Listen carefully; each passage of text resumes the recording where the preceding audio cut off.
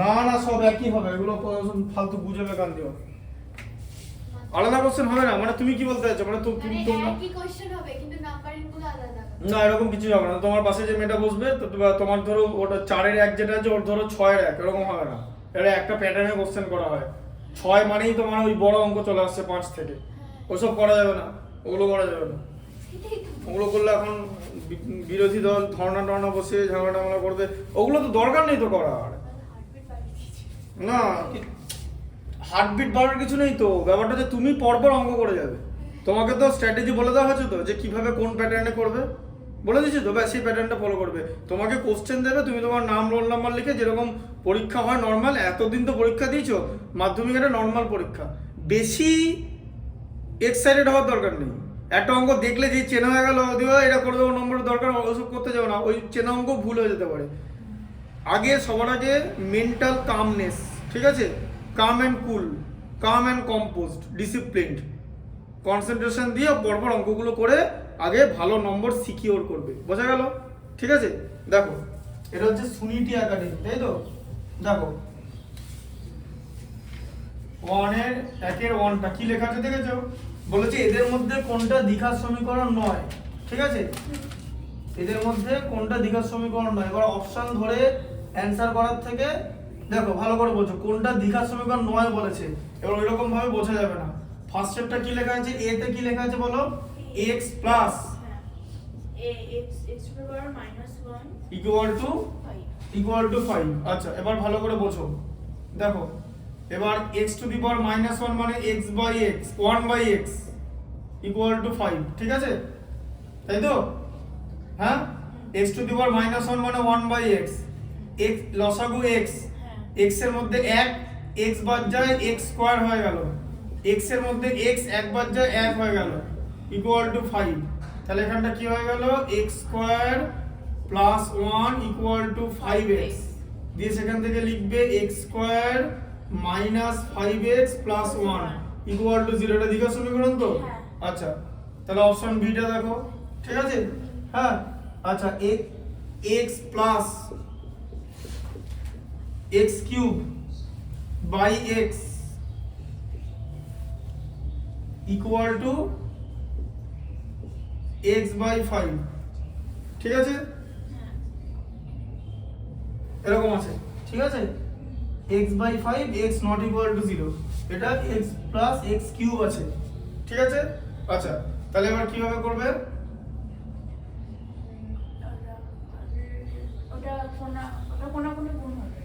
কোনাকুনি গুণ না, আগে কোনাকুনি গুণ করা দরকার। এখান থেকে আগে x কমন নেবে, দিয়ে লিখবে 1 plus x square by x, ঠিক আছে, ইকুয়াল টু x বাই 5।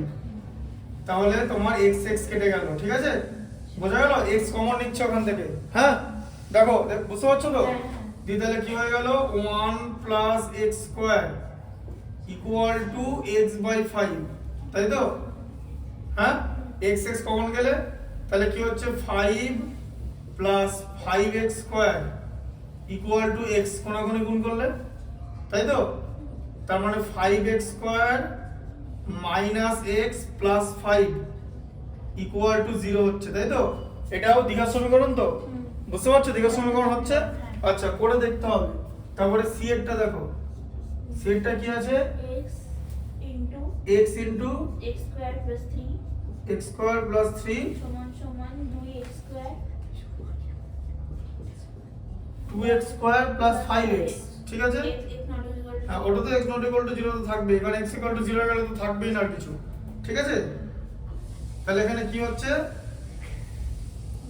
এখানে দেখো এখানে x হচ্ছে, এবারে এভাবে করবে x স্কয়ার প্লাস 3 করলে তো এখান থেকে x কমন নেবে, দিয়ে কি হবে 2x প্লাস 5 হবে তো, দিয়ে x x কেটে যাবে, তাহলে কি হবে x square plus 3 equal to 2x plus 5।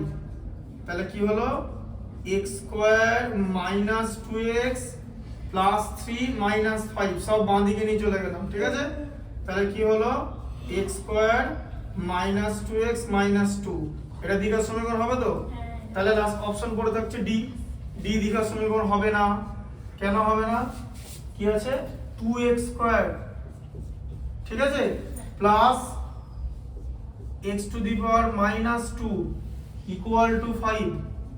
তার মানে এখান থেকে হচ্ছে 2x square plus 1/x square equal to 5।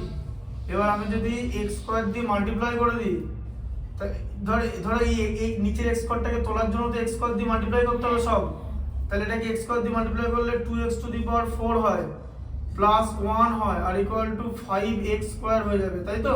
বুঝলে, নিচের x স্কয়ারটাকে এলিমিনেট করার জন্য উপরের x স্কয়ার দিয়ে গুণ করলাম, তাহলে উপরে x স্কয়ার দিয়ে গুণ করলে এই x স্কয়ার কেটে যাবে, তাহলে আমি প্রত্যেকটা জিনিসকে x স্কয়ার দিয়ে গুণ করছি। 2x স্কয়ারকে x স্কয়ার দিয়ে গুণ করলে 2x টু দি পাওয়ার 4 হয়, এটা কেটে গিয়ে 1 হয়ে গেল, আর এদিকে ডান দিকে 5 কে x স্কয়ার দিয়ে গুণ করলে 5x স্কয়ার। ঠিক আছে, তাহলে কি দাঁড়ালো যে x এর পাওয়ার 4 থেকে যাচ্ছে, 2x two the power 4 minus 5x square plus 1 equal to 0। এখানে x এর সর্বোচ্চ পাওয়ার 4, এটা দ্বিঘাত সমীকরণ 9। তাহলে এখানে কারা কে দ্বিঘাত সমীকরণ? Option D. বোঝা গেল অঙ্কটা? হ্যাঁ। সময় নষ্ট করলে দেখলে কেমন, কিন্তু কিছু করার নেই, এরকম করেই করতে হবে। মানে আমি তো এটা দেখেই বুঝতে পারছি এটা লাস্টে হবে না, কারণ টু দি পাওয়ার 4, কারণ তুমি অ্যাজ এ স্টুডেন্ট কিভাবে দেখবে। ঠিক আছে, তারপরে দেখো নাম্বার 2 কি লেখা আছে পড়ো। একটি সুদ সঙ্গে মোট সুদ ও সময় অপরিবর্তিত থাকলে এবং সুদের হার কমালে আসল তাহলে মোট সুদ আর সময় অপরিবর্তিত থাকবে, তাহলে সুদের হার কমলে আসল কি হবে? এবার আসলের মধ্যে বাড়বে না কমবে, এবার তোমাকে একটা উদাহরণ দিয়েও তুমি দেখতে পারো। ঠিক আছে, তাহলে কি হবে? তাহলে এখানে কি লেখা আছে যে সরল সুদ সঙ্গে মোট সুদ আর সময় অপরিবর্তিত থাকবে। ঠিক আছে, তাহলে সরল সুদ কথা দেখো, তাহলে SI equal to P into R into T by 100, তাই তো? এদের মধ্যে কে অপরিবর্তিত আছে বলো? কি মোট সুদ আর সময় অপরিবর্তিত থাকবে, তাহলে SIটা চেঞ্জ হচ্ছে না, তাই তো?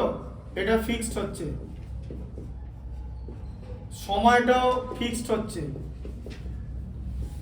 এবার তুমি কি করলে? সুদের হার কমিয়ে দিলে, সুদের হার কমিয়ে দিলে তো, এটা আর কমিয়ে দিলে, তাহলে আর কমিয়ে দিলে তাহলে সুদের হার কমিয়ে দিয়েছো তো, হ্যাঁ তাহলে আসল বাড়বে তো। আসল বাড়বে। কেন? কারণ আসল না বাড়লে তো সুদ একই থাকবে কি করে? যদি সুদের হার কমিয়ে দাও আর আসল যদি এক থাকে তাহলে তো সুদের পরিমাণ কমে গেল। তুমি যদি এখানে সুদের হারটা কমিয়ে দাও আর আসল ধরে একই আছে, তাহলে তো সুদের পরিমাণ কমে যাবে। ঠিক আছে, পরিমাণ কমে যাবে তো। একটা জিনিস করে দেখিয়ে দিচ্ছি, দাঁড়াও। এবারে দেখো কনসেপ্টটা কিরকম, এখানে অঙ্ক দেয় কেমন। ধরো আসল হচ্ছে 100 টাকা, হতে পারে, ধরো এগুলো আসল 100 টাকা, সুদের হার 10, টি হচ্ছে 2 বছর। ঠিক আছে, তাহলে এসআই কত? মান বসেই করাচ্ছি, P into R into T by 100। তাহলে এসআই কত হচ্ছে 100, আর এর ভ্যালু 10, টি এর ভ্যালু 2 বাই 100, তাহলে কত হচ্ছে 20 টাকা, তাই তো? হ্যাঁ, 10 দুগুণে 20, তাহলে এসআই 20 টাকা। আচ্ছা, এবার তুমি কি করলে? তুমি আর এর পরিমাণ কমিয়ে দিলে। ধরো আসল তোমার 100 টাকায় আছে, এবার আর এর পরিমাণ কমিয়ে 5% কমিয়ে দিলে তো আর এর পরিমাণ, হ্যাঁ, আর টি এর পরিমাণ একই আছে, ধরো 2, তাহলে এসআই কত? P into R into T by 100, তাহলে কত হলো? 100 গণিতক 5 গণিতক 2, 100, তাহলে কি হয়ে গেল? 10 টাকা হয়ে গেল তো। এসআই চেঞ্জ হয়ে গেল তো। হ্যাঁ, এখানে এসআই চেঞ্জ হলে হবে, এসআই ফিক্সড আছে। এবার এসআইটাকে ফিক্স করে দিচ্ছি, P into R into T by 100, তাহলে এসআই কত ছিল? এখানে প্রথমে 20 টাকায় ছিল। ঠিক আছে, হ্যাঁ, সুদ কমিয়ে দিয়েছে। অঙ্কে তোমাকে কি বলেছে? সুদ কমাতে বলেছে তো। এই যে সুদের হার কমলে বলেছে তো, সুদের হার কমাও, সুদের হার 5 করে দাও, তাই তো?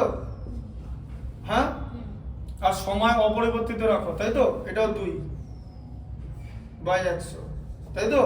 সময় অপরিবর্তিত, এটা তো ফিক্স রাখতে বলেছে, তাই এখানে তো প্রথমে টি 2 ছিল, তাহলে এখানে 2 করছি। আচ্ছা, 5 ইন্টু 2 10, 10p/100, ঠিক আছে? কেটে গেল, তাহলে p ইকুয়াল টু কত? 200। তাহলে আসল 200 টাকা তো, হ্যাঁ? হ্যাঁ তবে তো সূত্র অপরিবর্তিত থাকবে, এই হ্যাঁ সুদের পরিমাণ। তাহলে আসল 200 টাকা তো, তাহলে আসল 100 টাকা ছিল তো, তাহলে আসল কি হলো? বাড়লো তো, তাহলে আসল বাড়বে। এবার মাথায় ঢুকলো অঙ্কটা? তাহলে সুদের পরিমাণ কমালে আসল বাড়বে, ঠিক আছে?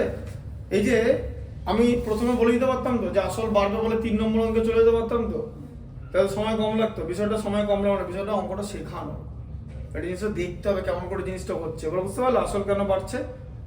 হ্যাঁ, কারণ তুমি সুদের পরিমাণ মানে সুদের হার কমিয়ে দিচ্ছ, অথচ তোমাকে বলছে আমি সুদের হার কম, আমি যেন একই টাকা পাই। তাহলে তো ওই দিকে টাকাটা বাড়াতে হবে, মানে মূলধনটা বাড়াতে হবে তো, তাই না?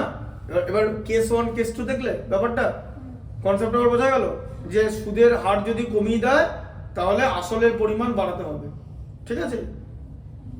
আর আবার যদি আসল বাড়িয়ে দাও তাহলে সুদের হার কমালেও একই সুদ থাকবে, উল্টো দিক থেকে তাই হচ্ছে। বুঝতে পারলে ব্যাপারটা, কনসেপ্টটা? এই কনসেপ্টে তাহলে সুদের হার, তাহলে যদি সুদের পরিমাণ আর সময় যদি অপরিবর্তিত থাকে তাহলে আসল এবং সুদের হারের কি সম্পর্ক? ভেদ সম্পর্ক, বিপরীত ভেদ হচ্ছে, মানে ব্যস্ত ভেদ, তাই তো? সুদের হার বাড়লে আসল কমবে, আসল বাড়লে সুদের হার কমবে, তাই তো? বুঝতে পারলে ব্যস্ত সম্পর্ক? মাথায় ঢুকলো? তাহলে হচ্ছে অপশন এ নাকি বাড়বে, বাড়বে লেখা আছে, ঠিক আছে? বাড়বে কমবে একই থাকবে, কোনটি না কিরকম দিচ্ছে। আচ্ছা ঠিক আছে, একটি পঞ্চভুজাকৃতি ফাঁপা প্রিজমের সমগ্রতল, প্রিজম কিন্তু সমগ্রতলে এটা সিলেবাসের মধ্যে নেই, এই অঙ্কটা পরীক্ষা দেবে না। প্রিজম আগের পরীক্ষার সিলেবাসে ছিল, এটা হচ্ছে তোমার এরটা 3-এরটা নাকি 3-এরটা ডি 7টা তল, প্রিজমের সমগ্রতল রং করতে হবে। পঞ্চভুজাকৃতি ফাঁপা প্রিজমটা সিলেবাসের মধ্যে নেই, ঠিক আছে? প্রিজম এরকম একটা জিনিস হয়, এই যে এইরকম একটা জিনিস, পঞ্চভুজাক এরকম একটা জিনিস হয়, এরকম হয়, এরকম হয়, আবার উল্টো দিকটা এরকম দেখতে, বোঝা গেল? হ্যাঁ, এরকম একটা প্রিজম সিলেবাসের মধ্যে নেই, প্রিজম আসবে না। প্রিজম আর হচ্ছে তোমার ওই চতুস্তলক মনে হচ্ছে পিরামিডকে চতুস্তলক বলে, জানো তো কেন? পিরামিডের 3টে দিক তো ত্রিভুজ, আর নিচটা কি? নিচটা তো নিচে কিছু তো আছে একটা তল, ওটাই 4 নম্বর তল, ওইগুলো বলে চতুস্তলক। পিরামিড হচ্ছে 3 ডাইমেনশনাল ফিগার, 3D হলে চতুস্তলক হয়, যেটাকে টেট্রাহেড্রন বলে, চতুস্তলক। আর যদি 2 ডাইমেনশনাল হয়, মানে যেটা খাতায় আঁকা যায় 2 ডাইমেনশনাল, ওটা হচ্ছে চতুর্ভুজ হয়ে যায়, কোয়াড্রিল্যাটেরাল। যেমন ধরো আয়তক্ষেত্র, বর্গক্ষেত্র, রম্বস, সামান্তরিক, ট্রাপিজিয়াম, এগুলো, ঠিক আছে? ওই চতুস্তলক আর প্রিজম এটা আগের বছরের সিলেবাস, মানে আগের মাধ্যমিকের সিলেবাস ছিল, মানে আমাদেরও আগের সিলেবাস, মানে আমাদের সময় 9-এর সিলেবাসে ছিল, তারপর সিলেবাস চেঞ্জ করা হয়েছে, পরিমিতি সিলেবাসে ছিল, প্রিজম দেবে না, ঠিক আছে?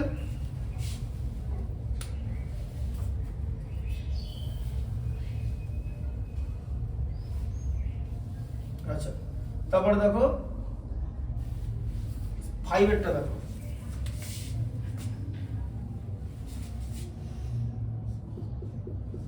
পড়ো 5-এরটা কি আছে? Q5 PQR 4 এবং 2 সংখ্যাগুলির গড় 5 হলে নিচের কোন সম্পর্কটি সঠিক হবে? হ্যাঁ, তাহলে কি হচ্ছে? Q5 Q plus 5 plus P, তারপর আবার কি আছে? Q 4 আর 2 এবং 2, 4 প্লাস 2, কটা সংখ্যা আছে? 1 2 3 4 5 6, 6টা, তাই তো? গড় কত বলেছে? গড় 5 বলেছে, তাই তো? আচ্ছা, তাহলে Q কটা আছে? একটা দুটো, তাহলে 2Q, P একটা আছে প্লাস P ইকুয়াল টু কত? 6 5 30 মাইনাস, এগুলো মাইনাস হয়ে যাবে, 5 আর 4 9 আর 2 11 মাইনাস হচ্ছে, মানে হচ্ছে 19, তাহলে 2Q প্লাস P হচ্ছে 19। কত নম্বর অপশন আছে? সি, ঠিক আছে? বোঝা গেল? হ্যাঁ, 2q প্লাস p আর p প্লাস 2q একই 19। ঢুকলো মাথা? এরকম করতে হবে, ওটা ডিফিকাল্ট না। আচ্ছা 6 এরটা দেখো কি আছে বলো। 6 এরটা 2x equal to sec a, আর 2/x equal to tan sec a আর 2/x হচ্ছে tan a। হ্যাঁ, তাহলে 2 into x square minus আচ্ছা তাহলে হ্যাঁ, তাহলে 2 into x square minus 1/x square এর মান হলো। মাইনাস 1/x স্কোয়ারের মান কত? ঠিক আছে, তাহলে এটা কত হচ্ছে? তাহলে 2x হচ্ছে sec a, ঠিক আছে। আচ্ছা এবার 2 into x square into 1/x স্কোয়ারের মান কত? তাহলে কিরকম করে জিনিসটা করবে বলো, বলো কিরকম করে করবে?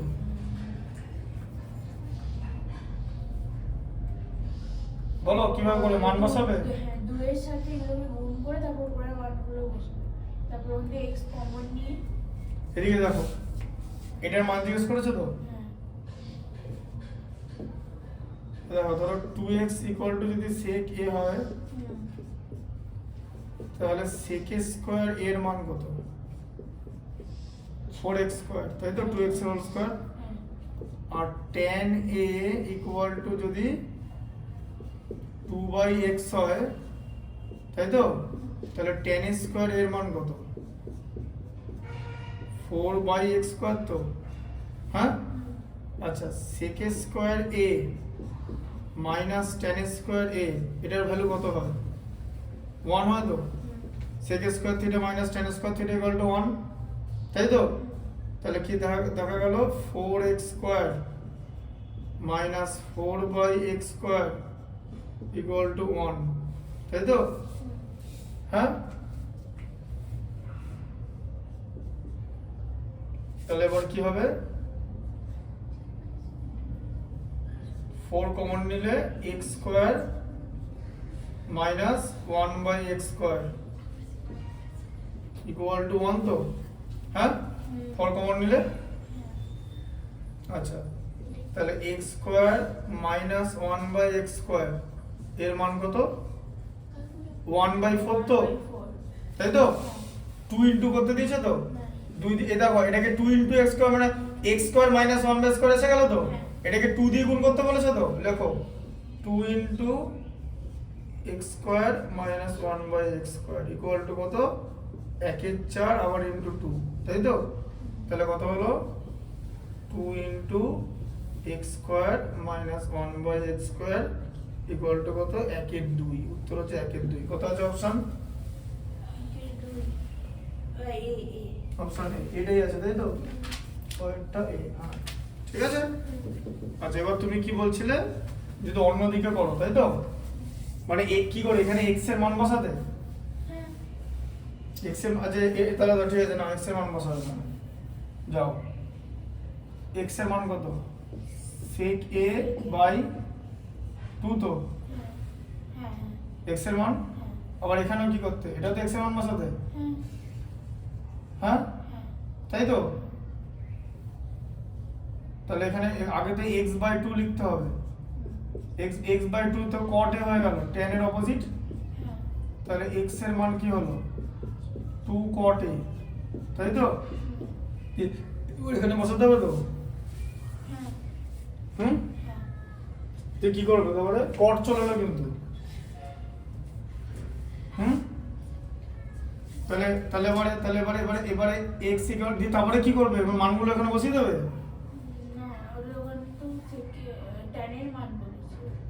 না, তোমাকে tan এর মান বলেনি, তোমাকে বলেছে এটার মান বার করতে। এর মধ্যে sec tan সাব ব্যাংক কিচ্ছু নেই, শুধু x আছে, ঠিক আছে, শুধু x আছে। তাহলে তুমি কি করে মান তুলে এখানে বসাবে? তাহলে x এর কোন মানটা ব্যবহার করবে? এটা না এটা, আবার বলো। দুটো মান আছে তো x এর। প্রবলেমটা কথা বুঝতে পেরেছো? তুমি যেদিকে ভাবছিলে কোন মানটা বসাবে, যদি এটা বসা তাহলে আমি বলবো এটা কেন বসাবে না? কোনো কারণ আছে? Is there any reason? আবার যদি এটা বসা তাহলে এটা বসাবে না? তাহলে আবার যদি এরকম করো, এবার x ইকুয়াল টু এটা তো, তাহলে এরকম লেখা যায় 2 cot a equal to sec a by 2, তাই তো হচ্ছে অ্যাকচুয়ালি x ইকুয়াল টু এই যেটা, এই যে x ইকুয়াল 2 cot a হচ্ছে তো, হ্যাঁ, তার মানে কত 2 cos a by sin a equal to sec a, মানে 1 by cos a into 1 by 2, তাই তো হচ্ছে, হ্যাঁ, হ্যাঁ তাহলে কোনাকুনি গুণ করলে কত হয় 2 cos a into cos a into 2 1 by 2, তাহলে 2 cos a by sin a equal to 1 by 2 cos a দিয়ে হয়ে যাবে হচ্ছে 4 cos a square a equal two sin a, দিয়ে কি হবে, তাহলে কিছুই থাকলো না। আবার যদি এখানে x বসাতে তাহলে 1 বাই x স্কয়ার বসাতে হতো, হ্যাঁ হ্যাঁ কি, তাই তো।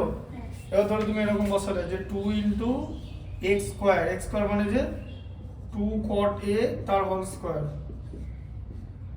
cot a করতে গেছে, বুঝতে পেরেছো তো, হ্যাঁ, এই যে cot a করতে গেলে যে x বাই 2, 2 বাই x যদি tan a হয় তাহলে x বাই 2 তো cot a হবে, tan এর উল্টোটা। এবার x এর মান বসাতে গেলে x টাকে তো উপরে লিখতে হবে, দিয়ে x ইকুয়াল 2 cot a হয়ে গেল মাইনাস 1 বাই x স্কয়ার, মানে 2 cot a তার হোল স্কয়ার, এরকম তো। যেটা কি হয়ে গেল 4 cot a square a minus 1 by 4 cot a square a, দিয়ে আবার যদি লসাগু করো দিয়ে কি হয়ে যাবে 8 হয়ে গেল, এখানে মাল্টিপ্লাই করবে। এই প্রসেসটা যে ভুল সেটা আবার বুঝতে পারছো, তাহলে তোমাকে এমন কিছু অঙ্ক করতে দেবে না যেটার মধ্যে বিরাট কিছু ঝামেলা আছে। এই রিলেশনটা বুঝতে পারলে, রিলেশনটা যে ইউজ করবে সে বেরিয়ে যাবে না অঙ্কটা করে। তাই জন্য সবসময় এদের মধ্যে সেক আর ট্যান যখনই দিয়েছে না, তখনই তোমাকে মাথায় তোমার স্ট্রাইক করতে হবে যে সেক আর ট্যান কারা, sec square a minus tan square equal to 1, হ্যাঁ না, তা আমি এখানে এ করে দিলাম। এবার এখন ব্যাপারটা ভালো করে বোঝো, এখানে বারবার কটে দেখে যে এক্স এর ভ্যালু এরকম চলে আসছে, কিন্তু এখানে এক্স এর কোনো ভ্যালু এরকম এসছে, সব এক্স আছে ভেতরে। কেন নেই, কারণ এখানে আর এ থাকলো না তো, সেক square a minus tan square value তো 1 হয়ে গেল, মানে কোনো এ সেক ট্যান ফ্যান কিচ্ছু থাকলো না, শুধু এক্স দিয়ে। তোমাকে তো সেটাই করতে বলেছে। তাহলে তোমার এই থিঙ্কিংটা মান বসালেই হলো না, দেখতে হবে যে অঙ্কটা অ্যালাইনড কিনা, বুঝতে পারলে। তো mathematics was not aligned according to your conception, ঠিক আছে, বোঝা গেল। তাহলে আমি এটাই দেখালাম কেন এদিকটা হলো না, বুঝলে। এদিকটা করলে এখন কি হবে তার কোনো ঠিক নেই, আমাকে বসে বসে ভেবে ভেবে করতে হবে যে এদিক দিয়ে কি করে মেলাবো। কেউ রোবট না এখানে, আমাকে বসে বসে ভাবতে হবে যেটা কোন দিক দিয়ে মেলাবো। এমন একটা জিনিস হয়ে গেছে, এখন বলি এদিক দিয়ে কি হবে না, এদিক দিয়ে হবে তো হবে, এখন সামনে 10 মিনিট লাগাতে হবে ভেতরে, কিন্তু এটা কি 10 মিনিটের অঙ্ক? কত নম্বরের অঙ্ক এটা? 1 নম্বরের অঙ্ক, ঠিক আছে, বুঝতে পারলে ব্যাপারটা। তাহলে কত হলো 1 এর 2 নাকি অপশনে আছে, হয়ে গেল। আচ্ছা এবার দেখো 2 এর 1 দেখো কি আছে, বড় বড় বড় বড় sin 12 into cos 18 sin 12 into cos 18, এখানে মাল্টিপ্লিকেশন দেওয়ার দরকার নেই, cos 18 into cosec sec 78, sec 78 cosec 72, sec 78 আর cosec 72, ঠিক আছে। এর মান নির্ণয় করতে বলেছে, তাই তো। তাহলে এর মান কি হয় বলো, বলো কি হবে, sin 12, এবার ভালো করে বোঝো, তাহলে sin 12 তো, আর এদিকে cos 18 লিখে নিলাম।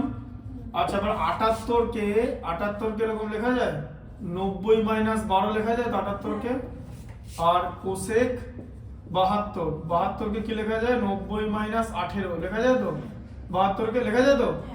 আচ্ছা তাহলে কত হলো sin 12 ইনটু cos 18, তাই তো। এবার বলো sec 90 মাইনাস থিটা মানে কি, cosec থিটা তো, এই যে কোসেক 12 হয়ে গেল, আবার কোসেক 90 মাইনাস থিটা হচ্ছে সেক থিটা, সেক 18 হয়ে গেল। ঠিক আছে, তাহলে তাই তো, তাহলে সাইন 12 ইন্টু কস 18, কোসেক 12 মানে 1/sin 12, তো কোসেকের অপোজিট, এর বুঝতে পারলে কি করে হলো। আবার সেক 18 মানে 1/cos 18, তাহলে সব কেটে গিয়ে 1 হয়ে গেল। দেখো এই যে সাইন বড় কেটে গেল, cos 18 কেটে গেল। বুঝলে, এরকম ভাবে করতে হবে। এটা কিন্তু করিয়েছি, তার জন্য তাড়াতাড়ি করে দিলাম। এটা পুরক কোণ, পুরক কোণের যে কোনো অঙ্ক খুব ইজি। বেসিক্যালি এই অঙ্কগুলোর মধ্যে কিচ্ছু নেই। ঠিক আছে, টোটাল ত্রিকোণমিতির যা চ্যাপ্টার 11 এর এক দুটো চ্যাপ্টারের মধ্যে তাই হয়ে যাবে 10 এর। এগুলোর মধ্যে কিছু নেই, এগুলো না করার কিছু নেই। ঠিক আছে, বা তুমি যদি এগুলো ক্লাস 11 এর স্টুডেন্টকে করতে দাও না, মানে কিভাবে করবে, মানে এমন স্পিডে করবে তোমারই মাথায় ঢুকবে না, কারণ দে আর অ্যাকাস্টম টু ইট। ওরা অনেক বড় সিলেবাস হ্যান্ডেল করে, তো তাদের মাথাটা অলরেডি, তুমি ভাবতে পারছো না। তুমি এখন 2026 সাল, তো তুমি এখন 10-এ পড়ছো। এই 2026-এর যখন ডিসেম্বর না, তার মানে কি তোমার 11-এর 90% সিলেবাস শেষ হয়ে গিয়ে থাকবে। হ্যাঁ না, যদি সায়েন্স নাও, এই এক বছরের মধ্যে তোমার ব্রেন অনেক আপগ্রেড করবে, তোমার চিন্তা ভাবনা অনেক পরিবর্তন হবে, ম্যাসিভ চেঞ্জ হবে।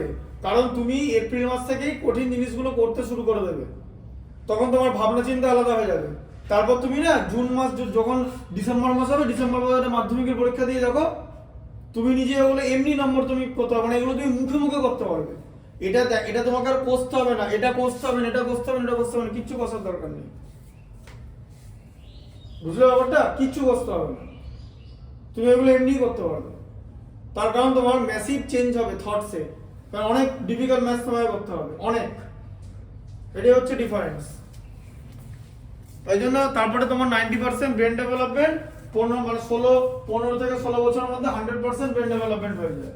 তো যে এইচএস স্টুডেন্ট, ধরো কারো এইচএস পাস হয়ে গেছে, আর আমাদের মধ্যে কোনো ডিফারেন্স নেই, ব্রেনের কোনো ডিফারেন্স নেই। ওর ব্রেন যা ডেভেলপ, আমার ব্রেন ওটা ডেভেলপ। হ্যাঁ, আমি ওর থেকে এগিয়ে কোথায়, এক্সপিরিয়েন্স। তার মানে এরকম না যে আমি যে অঙ্কগুলো পারবো সেগুলো পারবেই না, এরকম ব্যাপারটা নয়। ও পারতেও পারে, না পারার কিছু নেই, তাই না? কারণ ওর ভাবনা চিন্তাটা, ও যদি অঙ্কের প্রসেসটা জানে, ফান্ডামেন্টালটা, তারপর ও যদি ওর ব্রিলিয়ান্স বা বুদ্ধি লাগায়, তাহলে ডেফিনেটলি করতে পারবে। কারণ আমার যদি একটা কঠিন অঙ্ক থাকে, তাহলে আমাকেও বুদ্ধি লাগাতে হবে, ওকেও বুদ্ধি লাগাতে হবে। তো যে ফান্ডামেন্টাল রেডি করবে সে হচ্ছে ইকুইপড, এরপর বুদ্ধি দিয়ে তুমি কতটা এগোতে পারো। বুঝতে পারলে ব্যাপারটা? যেমন যে লগারিদম চ্যাপ্টারটা তো ক্লাস 9 ঠিক করে করনি। এই যেরকম আমি বোর্ডে একের পর এক চ্যাপ্টারগুলো দেখিয়েছি জানুয়ারি মাস থেকে, দ্বিঘাত সমীকরণ, করণী, চোং, যতগুলো চ্যাপ্টার বোর্ডে এরকম করে করনি। লগারিদম এইরকম ভাবে তো দেখোনি, শেখোনি, তার মানে কিছুই শেখোনি। এর ফলে পুরো লগারিদমটাই ভুলে গেছো, যে লগারিদম জিনিসটা কি সেটাই জানো না। আর স্কুলেও বলা হয় না যে লগারিদম কি করা হয়, স্যার এরকম করে শেখায়, এইটা এরকম হলে ওইটা এরকম হবে, এইটা এরকম হলে ওইটা এরকম হবে, এটা এরকম কেটে যাবে তাহলে ওইটা এরকম হবে। এরকম ব্যাপারটা নয় লগারিদম। লগারিদম কি সেটাই বুঝতে হবে, লগারিদম জিনিসটা কি। অথচ কিন্তু লগারিদম, আমি লগারিদমের কথা কেন বলছি ক্লাস 10 পড়াতে পড়তে, কারণ লগারিদম মাধ্যমিকের আগে শেখানো হয় ক্লাস 9-এ। কেন? কারণ 11-এ আছে লগারিদম। 11-এর লগ কিন্তু 9-এর লগ নয়, সবার আগে এটা মাথায় রাখবে।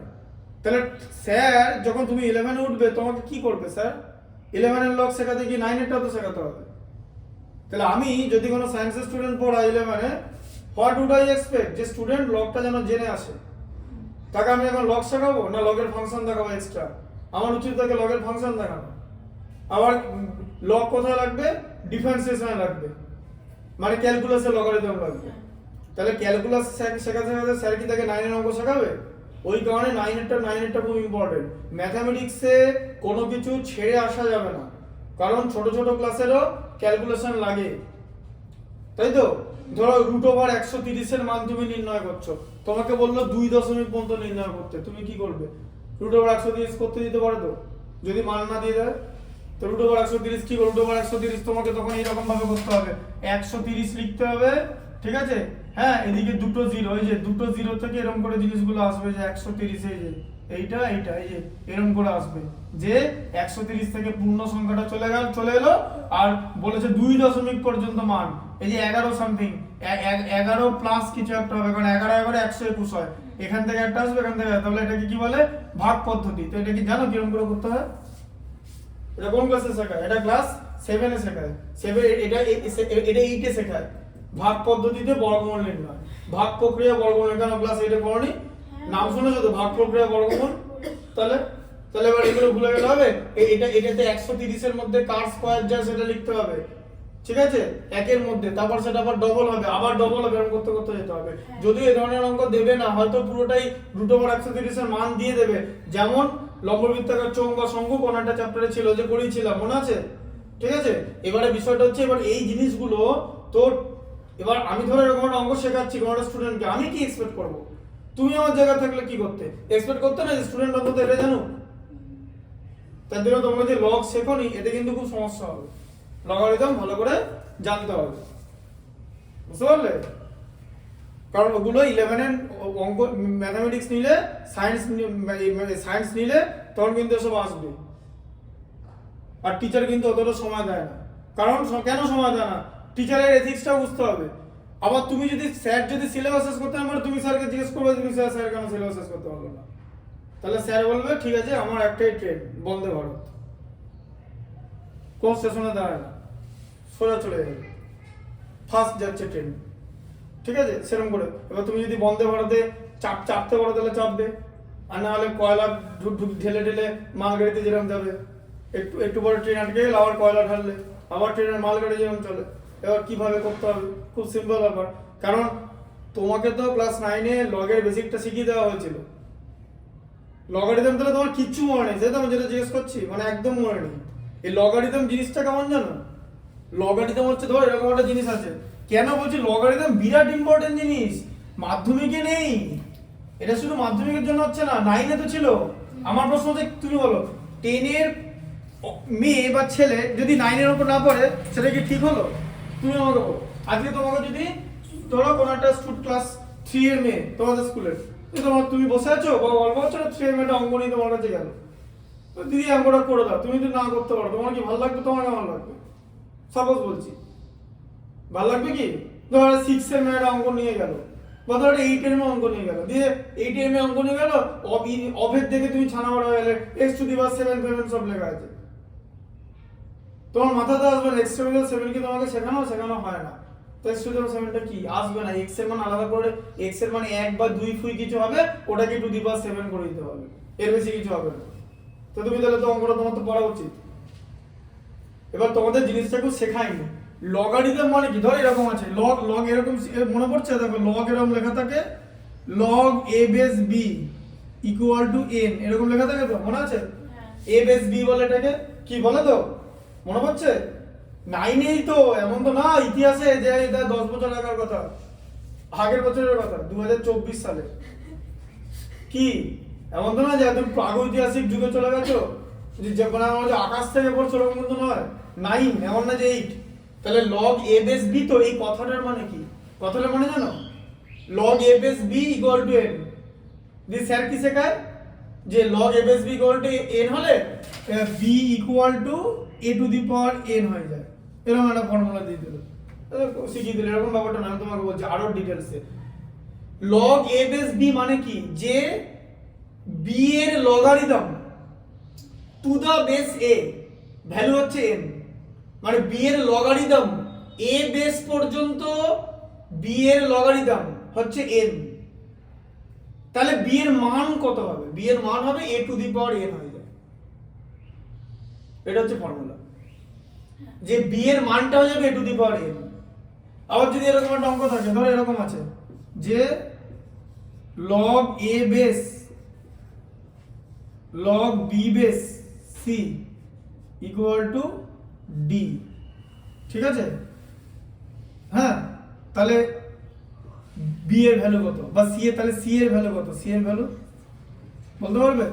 হ্যাঁ, আবার ভালো করে বোঝো, এটা log a বেস তো, তাহলে এই b এর জায়গায় তো এরকম একটা জিনিস লেখা আছে, এই যে যেখানে বি লেখা ছিল সেখানে এই কথাটা লেখা আছে তো, হ্যাঁ তার মানে কি লগ বি বেস সি এর এ পর্যন্ত বেস পর্যন্ত লগারিদমের ভ্যালু কত ডি, হ্যাঁ না না, লগ বি বেস সি এর মানে এই জিনিসটার এ বেসের লগারিদম হচ্ছে ডি, তো তাহলে এই জিনিসটার ভ্যালু কত, তাহলে এই জিনিসটার ভ্যালু এরকম করে করতে হয়, তাহলে লগ বি বেস সি এর ভ্যালু কত, এর ভ্যালু হয়ে যাবে হচ্ছে এ টু দি পাওয়ার ডি, তাই তো। আবার দেখো বি বেস সি মানে সি এর লগারিদম, তাই তো, বি বেস পর্যন্ত হচ্ছে এটা, তাহলে সি এর মান কত, তাহলে সি এর মান হয়ে যাবে B to the power A to the power D, এই যে B to the power A to the power D, এই যেরকম হয়ে যাবে, এই হচ্ছে লগারিদম। এবার এর থেকে এখন আর বেশি সময় খরচ করে লাভ নেই, পরিমাণ করে দেখো না, লগারিদম ইতিহাস মানে কবর, লগারিদমের কবর হয়ে গেছে, কবরে ইয়ে চেপে গিয়ে নাম হয়ে গেছে logarithm RIP, rest in peace তোমাদের। দেখো এটা বলো 2 এর 5 এরটা করো, গ্যাপ দেওয়া আছে, ঠিক আছে, হ্যাঁ এই দাঁড়া 1 মিনিট দাঁড়া, এই 3 এরটা দেখে না পঞ্চভুজের কটা কর্ণ আছে বলে দিচ্ছি, 2 এর 3 এরটা, 2 এর 3 এরটা দেখো, 2 এর 3 এরটা পঞ্চভুজের কটা কর্ণ আছে, পঞ্চভুজ মানে n = 5, ঠিক আছে, পঞ্চভুজের কটা কর্ণ আছে, ডায়াগোনাল n * n - 3/2, তার মানে কত হলো 5 * 5 - 3/2, তাহলে কত হচ্ছে 5 * 2/2, মানে 5টা কর্ণ আছে, বোঝা গেল, পঞ্চভুজের 5টা কর্ণ আছে, ঠিক আছে। আচ্ছা 2 এর তারপরে কতটা দেখো, এই দেখো 5 এরটা দেখো, 5 এরটা কি আছে, 2 এর 5 6x² + 7x, বলো 6x² + 7x + p = 0, দ্বিঘাত সমীকরণের কি আছে, একটি বীজ অপরটির অনন্য হলে p এর মান কত হবে, একটি বীজ অপরটির অনন্য, ঠিক আছে। তাহলে এবার এটাকে বীজ তো পরে হবে, আগে এটাকে করো + c = 0, তাহলে a মানে কত হলো 6, b মানে কত হলো 7, আর c মানে কত হলো p, তাহলে একটা বীজ হচ্ছে আলফা আর একটা বীজ হচ্ছে বিটা, তার মানে একটা আলফা আর একটা হচ্ছে 1/α হয়ে গেল বিটা মানে, তাই তো, হ্যাঁ। এবার বলো আলফা বীজ অপর হলে p এর মান কত জিজ্ঞেস করেছে, p এর মান, তাই তো, হ্যাঁ, তাহলে বলো p এর মান কত হবে, আলফা প্লাস বিটা কত -b/a, হ্যাঁ তাই তো, হ্যাঁ, আর আলফা বিটা মানে হচ্ছে c/a। এখন প্রশ্ন হচ্ছে p এর মান কত হবে, p টা c এর জায়গায় আছে তো, তাহলে এই ফর্মুলাটা কাছে রাখো c/a। আচ্ছা তার মানে কি হলো, আলফা ইনটু বিটা মানে কত ধরেছি 1/α, তো হচ্ছে c/a, তার মানে 1, তার মানে 1 = c/a, তার মানে c = a, ঠিক আছে, বুঝতে পারলে, হ্যাঁ। তাহলে c এর মান কত p, তাহলে p = a, তার মানে p = কত, p = হচ্ছে 6, p এর মান হচ্ছে 6, বোঝা গেল, হ্যাঁ, p এর মান হচ্ছে 6, ঠিক আছে। p এর মান কত দেওয়া আছে,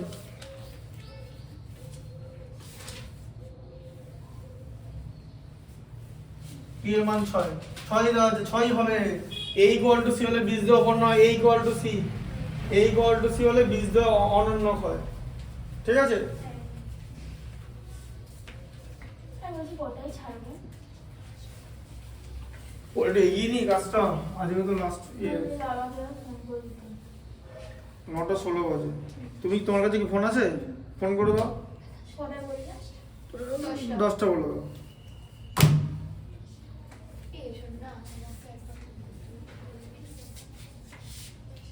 দুই এর 6টা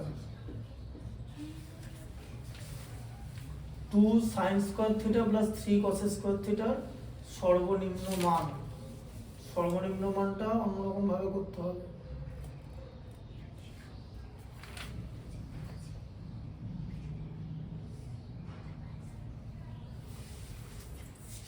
হ্যালো, না বলছি 10টায় আসবে, হ্যাঁ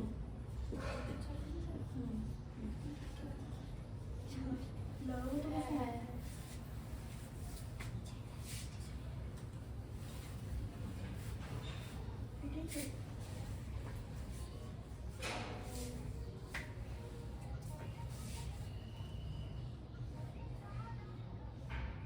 শুধু সাইকেল নিয়ে এসছো তো, তাহলে আর ফোন করছো কেন? না স্যার কাউকে বলা হয়নি, আমাদের 9:30 ছুটি।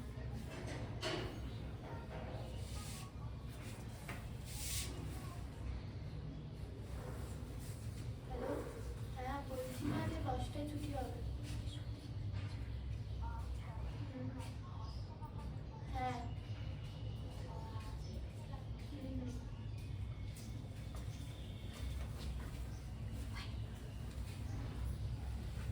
বলো, এটা বলো, এটা বুঝতে পারলে তো কি করে এলো?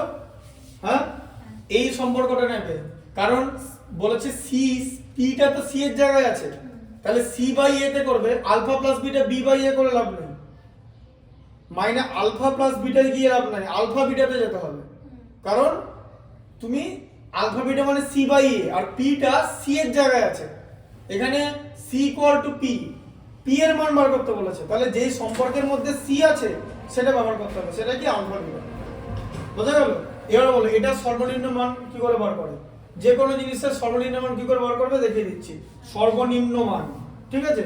বলো, একটা জিনিস জানো তো তুমি, কি দেখো এরকম একটা কোণ যদি আমরা ধরো থিটা, এরকম একটা কোণ, এটা থিটা তো, তা থিটার এই ঘড়ির কাঁটার বিপরীত দিকে গেলে থিটার মান বাড়ে তো, এইখানে 0 ডিগ্রি থাকে তো, আর এখানে 90 ডিগ্রি থাকে তো, 0 থেকে 90 এর মধ্যে থিটার মান বাড়ে তো, তাহলে সর্বনিম্ন মান মানে আমি থিটা ইকুয়াল টু 0 ধরবো, তাই তো? তাহলে 2 sin square 0 plus 3 cos square 0, sin 0 এর মান 0 হলো, তাহলে এটা 0 হয়ে গেল, কিন্তু cos 0 এর মান 1 তো, তাহলে 3 ইনটু এটা, ঠিক আছে? হ্যাঁ, এবার দাঁড়াও, এখনো সিন বাকি আছে, ঠিক আছে? তাহলে 0 প্লাস 3, তাহলে এটা 3 হয়ে গেল সর্বনিম্ন মান, 0 ধরলে 3 হচ্ছে তো। আচ্ছা, এবারে 90 ধরো, 2 sin square 90 degree plus 3 cos square 90 degree, ঠিক আছে? থিটা 90 ডিগ্রি ধরলাম, তাহলে 2 ইনটু 1 প্লাস cos 90 তো 0, 3 ইনটু 0, তাহলে কত হয়ে গেল? 2 হয়ে গেল। দেখো 3 এর থেকে ছোট মান পেয়ে গেলাম, এটাই হবে উত্তর। ঢুকলো মাথায়? তুমি কি ভাবছিলে 0 দিয়ে হয়ে যাবে, যে 3 মানে যেহেতু থিটা 0, তো এটা দিয়ে সর্বনিম্ন মান পেয়ে যাবো না, কারণ কেন পাবো না, কারণ cos 90 এর ভ্যালু কিন্তু 0, তো 90 পর্যন্ত দেখতে হবে। তোমার টার্গেট হচ্ছে 0 থেকে 90 ডিগ্রি পর্যন্ত দেখা, যেখানে সবচেয়ে কম পাবে, আর এখানেই সবচেয়ে কম পাবে 2, এর থেকে ছোট হবে না, ঠিক আছে? তার কারণ যা আছে 2 দিয়ে তো মাল্টিপ্লাই করতে হবে, 2 দিয়ে অন্য কিছুকে মাল্টিপ্লাই করলে বড় হয়ে যাবে তো, একের বাদে, তাই না? বোঝা গেল ব্যাপারটা? এবার তুমি যদি ধরো সাপোজ একটা কথা বলছি, ধরো তুমি থিটা 45 ডিগ্রি ধরলে, তাই তো? তাহলে এখানে 2 sin স্কয়ার 45, তাই তো, প্লাস 3 cos স্কয়ার 45, তাই তো? তাহলে sin 45 এর ভ্যালু কত? 1/√2, তাহলে 1/2 হয়ে গেল, ঠিক আছে? হ্যাঁ, আবার 3 ইনটু এটা 1/√2 তার হোল স্কয়ার, তাহলে কত হয়ে গেল? 2 কেটে গেল 1 প্লাস এই যে 3/2 হয়ে গেল, 1/√2 হোল স্কয়ার তো 1/2, 3 ইনটু 1/2 তো 3/2, তাহলে 1 প্লাস 3/2 মানে কি? 1 প্লাস 1 হোল 1/2, মানে 2 হোল 1/2 হয়ে গেল। এই যে এটা তো বড় তো, এটার থেকে মানটা ছোট তো, হ্যাঁ? তাহলে কত হবে? এটার মান হচ্ছে 0, এটার মান হচ্ছে 2 যদি থিটা 90 ডিগ্রি না হয়, ঠিক আছে? থিটা 90 ডিগ্রি না হলে, কারণ থিটা 90 ডিগ্রি কেন নিয়ে ট্রাই করলাম, তার একটাই কারণ, কারণ cos 90 মানে 0, ঠিক আছে? হ্যাঁ, তাহলে সর্বনিম্ন মান হচ্ছে 2, ঠিক আছে? এরকম ভাবে জিনিসটা করতে হয় মান বসিয়ে। হ্যাঁ, এবার মান বসানোর জন্য তোমার কাছে আদর্শ কোণ আছে, ঠিক আছে? 0, 90, ঠিক আছে? তারপরে 45, 30, এগুলো হচ্ছে সব আদর্শ কোণ, ঠিক আছে? আদর্শ কোণের ভ্যালুগুলো করে যাবে কিন্তু, কারণ আদর্শ কোণ দিয়ে অঙ্ক দিতে পারে। এই যে sin square 45 plus cosec square, এবার এই আদর্শ কোণের অঙ্ক যে ভুল করবে তাহলে আর কিছু বলার নেই, কারণ চার্টের মধ্যে শুধু ভ্যালু পুট করে করতে হবে, তাই না? আচ্ছা, এটা হলো। তারপর দেখো, আয়তঘন যে দুটি তল যেখানে মিলিত হয়ে থাকে, প্রান্তিকী বলে। প্রান্তিকীর ইংলিশ, আমি প্রান্তিকীর ইংলিশ জানি না, প্রান্তিকীর বাংলা জানি না, দেখে নাও কি আছে, সত্য, হ্যাঁ, তাকে তাহলে প্রান্তিকী বলে, ঠিক আছে?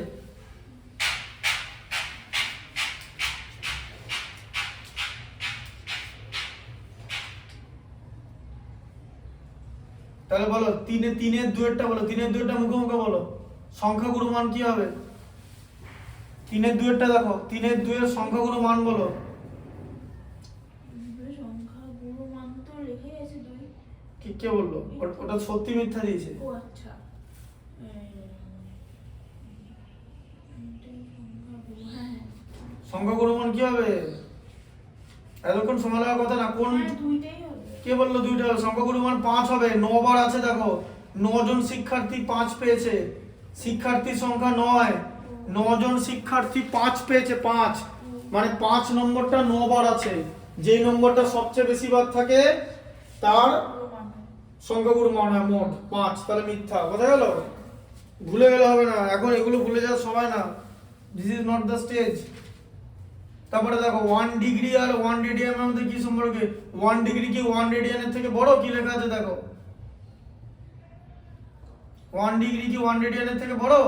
নাম্বার 3 এটা বলো, 1 ডিগ্রি আর 1 রেডিয়ান। হ্যাঁ, তাহলে 1 বলো, 1 পাই রেডিয়ান। পাই রেডিয়ান মানে হচ্ছে 180 ডিগ্রি। তাহলে 1 রেডিয়ান কত হবে? 1 রেডিয়ান হচ্ছে 180 ডিগ্রি বাই পাই, মানে 57 ডিগ্রি 16 মিনিট 22 সেকেন্ড। করেছিলাম কিন্তু এটা কেমন ভাবে বের করে, অ্যাপ্রক্সিমেটলি এটা আছে উত্তর। তাহলে 1 রেডিয়ান তো 1 ডিগ্রি থেকে বেশি, তো গ্রেটার দেন 1 ডিগ্রি। তাহলে ওটা মিথ্যা আছে। ওখানে 1 ডিগ্রি, ওখানে কি ছিল? 1 ডিগ্রি গ্রেটার দেন রেডিয়ান ছিল তো না? হ্যাঁ, ডিগ্রি গ্রেটার দেন রেডিয়ান ছিল। তাহলে এটা মিথ্যা, ঠিক আছে? আচ্ছা, তারপরে দেখো x ভ্যারিজ y হলে x to the power 1000 varies y to the power 1000। এটাও শিখিয়েছি যে x ভ্যারিজ y হলে, ঠিক আছে? এই দেখো x ভ্যারিজ y হলে, x ভ্যারিজ y হলে x to the power n varies y to the power n হয়ে যাবে। তার মানে x to the power 1000 varies y to the power 1000 হবে। বোঝা গেল? তাহলে এটা সত্যি, ট্রু। ঠিক আছে? এগুলো কিন্তু বইয়ের অঙ্ক। হ্যাঁ, এটাও কিন্তু বইয়ের অঙ্ক।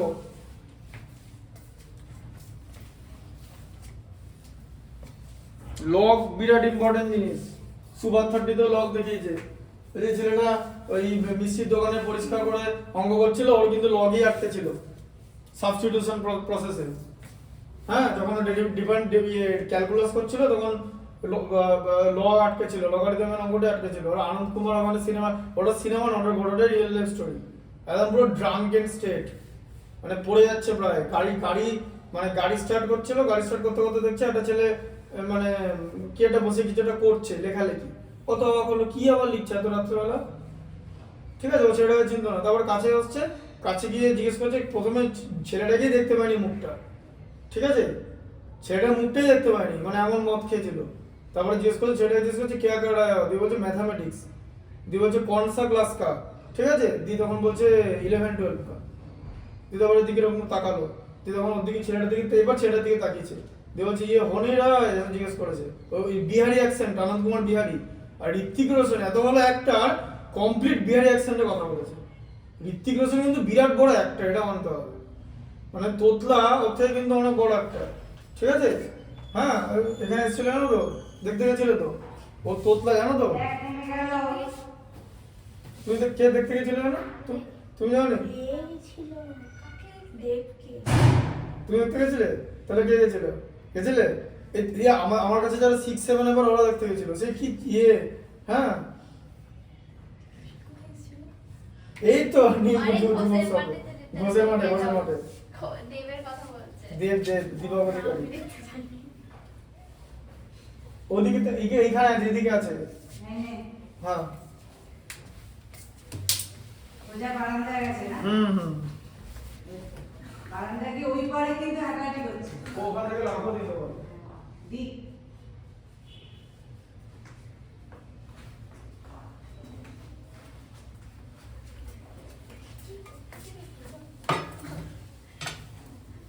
দিয়ে জিজ্ঞেস করলো যে হনি রায়, দিয়ে তখন বলছে কোন সা ম্যাথমেটিক্স জিজ্ঞেস করলো। দিয়ে তারপরে এবার অঙ্কটার দিকে তাকিয়েছে। এবারে যে অঙ্কটার দিকে তাকিয়েছে না, ওর পুরো যে ড্রাঙ্কেন স্টেট ছিল ওর মধ্যে অঙ্কটা এরকম দেখছে। তার মানে কি বোঝা গেল, যে যার অঙ্ক তৈরি, যার ফান্ডামেন্টাল, তার মাথায় যদি ব্যথাও করে না কোনো স্টুডেন্টের, তার যদি অঙ্ক রেডি হয়, আর তোমার যদি মাথা ফ্রেশও থাকে, তুমি তার থেকে কম নম্বর পাবে। কারণ কেউ যদি অঙ্ক আমার একটা জিনিস না, কারণ যদি মাথায় ঢুকে যায়, কেউ যদি কারো সাবকনসিয়াস মাইন্ড ইউজ করে তাহলে সে অঙ্কটা করে দেবে। অঙ্কটা দেখি বলে যে log x কে সাবস্টিটিউট করে দেখ, যদি তখন দেখলো ওটা অঙ্কটা সেটা বলে যে হয়ে গেল। তাহলে এই যে অঙ্কটা ও কিন্তু ড্রাঙ্কেন স্টেটে ছিল, তাও কিন্তু অঙ্কটা পারলো। ম্যাথমেটিক্স হচ্ছে না, ম্যাথমেটিক্স যদি তুমি একবার বুঝে যাও, তুমি যদি শিখে যাও ম্যাথমেটিক্স কে তোমার থেকে কেউ কোনদিন, শোনো এটা শুধু ম্যাথমেটিক্স এর কথা বলছি না, আমি ম্যাথমেটিক্স কে গ্লোরিফাই করছি না, আমি বাংলার কথা বলছি। ধরো তুমি বাংলা নিয়ে পড়লে, সাপোজ বলছি যে তুমি বাংলা নিয়ে পড়লে, অনার্স নিয়ে পড়লে, বাংলা অনার্স, 11-12 আর্টস নিয়ে পড়লে, বাংলায় অনার্স করলে, বাংলায় মাস্টার্স করলে, নেট পরীক্ষা পাস করলে মানে ন্যাশনাল এলিজিবিলিটি টেস্ট কলেজে পড়ানোর জন্য, তারপরে তুমি বাংলা নিয়ে পিএইচডি করলে, ঠিক আছে, নেট কোয়ালিফাই করলেই তুমি যে কোনো ওয়েস্ট বেঙ্গলে যেখানে বাংলা পড়ানো হয় সেই সমস্ত কলেজে পড়ানোর এবিলিটি আছে। তোমার যদি ইন্টারভিউ ভালো হয়, if you know the Bengali that much well, then you will be allowed to give lecture in college. তুমি যখন একজন কলেজের প্রফেসর হবে, তার সঙ্গে তুমি পিএইচডি করবে, পিএইচডি করে প্রফেসর হলে হাই স্কেল পায় ওয়েস্ট বেঙ্গল গভর্নমেন্টে। ধরো তার 5 বছর পর রিক্রুটমেন্ট হলো বা কোনো না কোনো সময় রিক্রুটমেন্ট হলো, জাস্ট আমি বাংলার কথা বলছি।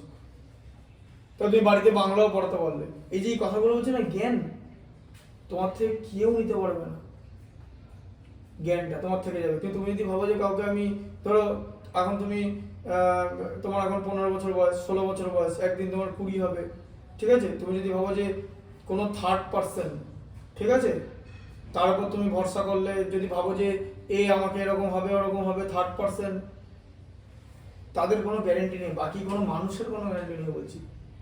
আমি কি বলতে চাইছি তুমি বুঝতে পারছো? কোনো মানুষের গ্যারেন্টি নেই। কিসের গ্যারেন্টি আছে? জ্ঞানের গ্যারেন্টি আছে। জ্ঞান তোমার থেকে কেউ নিতে পারবে না।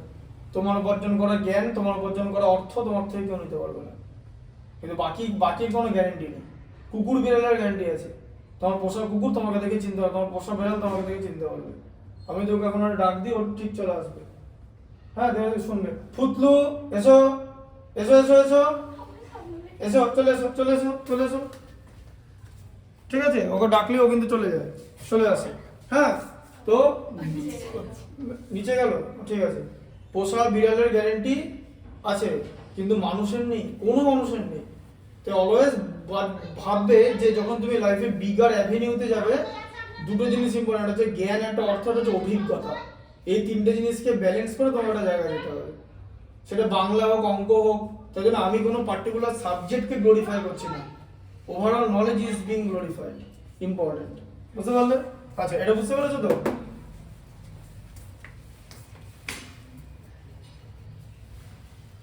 আচ্ছা, এটা করো।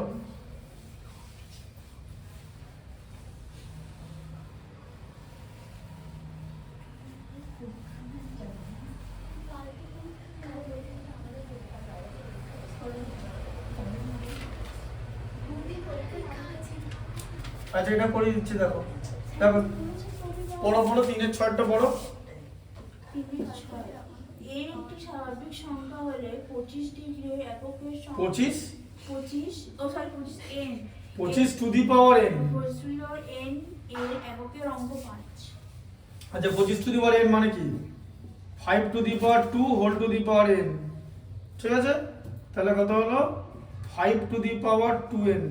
তাহলে 5 টু দি পাওয়ার 2n এর এককের অঙ্কের মান কত হবে বলো?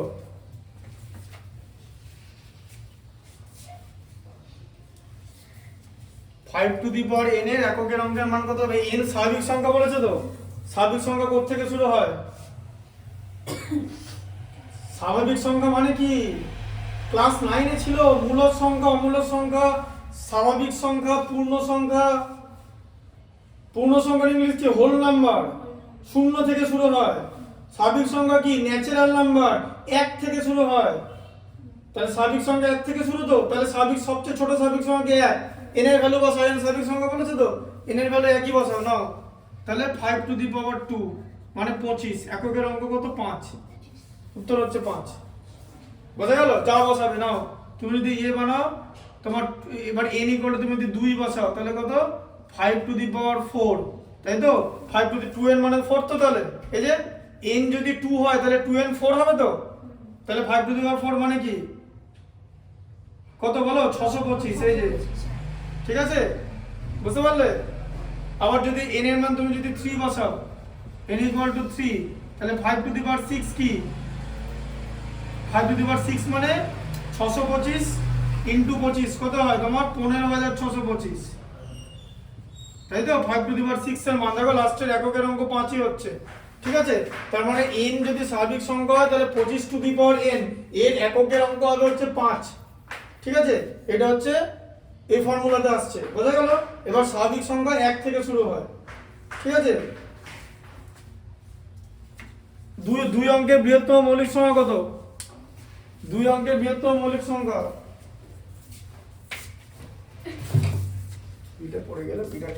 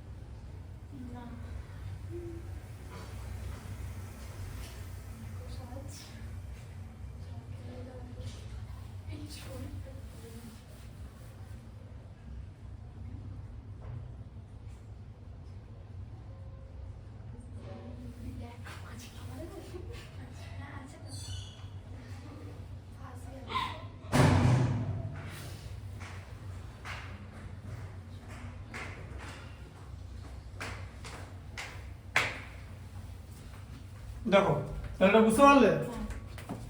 2 অঙ্কের বৃহত্তম মৌলিক সংখ্যা কত গো? 97, 99, 9, 11, 99 মৌলিক সংখ্যাকে ভাঙা যায় না। যদি জিজ্ঞেস করি যে 5 অঙ্কের কতগুলো সংখ্যা আছে,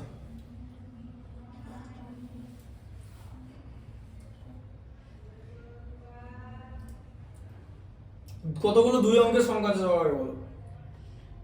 মানে 2 ডিজিট নাম্বার, বোঝা গেল? 2 অঙ্কের কটা সংখ্যা আছে? 2 অঙ্কের সংখ্যা কত থেকে শুরু হয়? 10 থেকে শেষ কত হয়?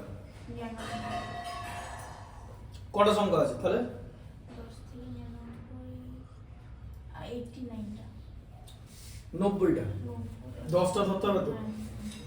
তাহলে 5 অঙ্কের সংখ্যা কটা আছে?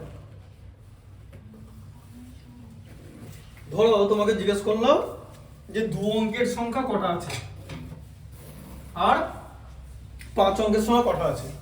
তুমি যদি ক্লাস 7 8 এ পড়ো তখন তুমি উত্তর দেবে 2 অঙ্কের বৃহত্তম সংখ্যা 99, সেখান থেকে 2 অঙ্কের ক্ষুদ্রতম সংখ্যা 10 বাদ দিলে 89 প্লাস 1, 10টা ধরতে হবে। কিন্তু তুমি যদি 11 এ পড়ো, তুমি যদি এইভাবে অঙ্ক করো তাহলে তোমাকে কেটে দেবে। কেন? 11 এ একটা চ্যাপ্টার শেখানো হয় এই যে 2 অঙ্কের সংখ্যা মানে এরকম তো, দুটো ডিজিট বসাতে পারবে তো? প্রথম ঘরে কটা সংখ্যা বসাতে পারবে? বাট প্রথম ঘরে তো 10 খানা সংখ্যা বসাতে পারবে। প্রথম ঘরে 9টা বসাতে পারবে, 9টা। 0 থেকে 9 পর্যন্ত কটা সংখ্যা আছে বলো? 10টা। 10টা সংখ্যা আছে তো? তাহলে এখানে তো তুমি 0 বসাতে পারবে না, কারণ 0 বসালে সেটা তো 1 অঙ্কের হয়ে যাবে। তাহলে এই ঘরে কটা সংখ্যা বসাতে পারবে? 1 থেকে 9 এর মধ্যে যা খুশি। আর এই ঘরে কি বসাতে হবে? এই ঘরে 0 বসাতে পারবে তো? 0 থেকে 9 পর্যন্ত যা খুশি বসাতে পারবে তো? তাহলে এই ঘরে বসাতে পারবে হচ্ছে 10টা। গুণ করে দাও, 9 × 10 90, এই যে এটা হচ্ছে অ্যানসার, ঠিক আছে? তারপরে যদি তোমাকে জিজ্ঞেস করে যে তাহলে 5 অঙ্কের কটা সংখ্যা আছে, 1 2 3 4 5 এখানে, তাই তো? এখানে কটা সংখ্যা বসাতে পারবে? হ্যাঁ না, এখানে 1 থেকে এখানে 0 বসাতে পারবে না তো? 0 বসালে তো এটা 4 অঙ্কের সংখ্যা হয়ে যাবে। তাহলে এখানে কটা সংখ্যা বসাতে পারবে? 10টা। এই 10টা যেখানে 9টা বসাতে পারবে, তাই তো? তারপরে এই ঘরে তো 10টা বসাতে পারবে, এটা তো 10টা, এটা তো 10টা, এটা তো 10টা, ঠিক আছে? তাহলে 9 পাশে 4টে শূন্য, এই যে 90,000টা সংখ্যা আছে, এই যে। এবার তুমি যদি এখন 99,999 সবচেয়ে বড় সংখ্যা 5 অঙ্কের, সেখান থেকে যদি 10,000 বাদ দিয়ে দাও পাবে হচ্ছে 89,999। তার সঙ্গে যদি 1 যোগ করে দাও, যেহেতু দুটোই কাউন্ট করতে হবে, তাহলে তো 90,000 হয়ে গেল, বুঝলে? এই জিনিসটাকে বলা হচ্ছে কাউন্টিং। কাউন্টিং বলে, কাউন্টিং। পারমুটেশন কম্বিনেশন বলে একটা চ্যাপ্টার আছে, সেই চ্যাপ্টারে পারমুটেশনের উপপাদ্যের আগে ফ্যাক্টোরিয়াল আছে, তার আগে কাউন্টিং আছে।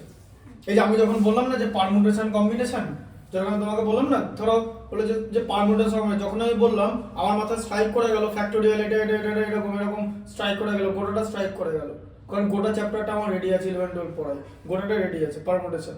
এই যে এরকম ভাবে মাথায় স্ট্রাইক করে যেতে হবে যে জিনিসটা কি, পারমুটেশন কম্বিনেশনটা কি।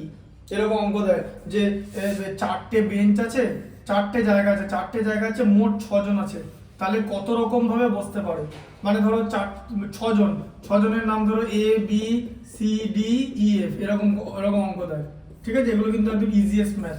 এবার এই ধরনের জিনিস যে করতে পারবে 11-এ, সে তো এগুলো এমনি বলতে পারবে, তার কি এগুলো নিয়ে কোনো অসুবিধা হবে?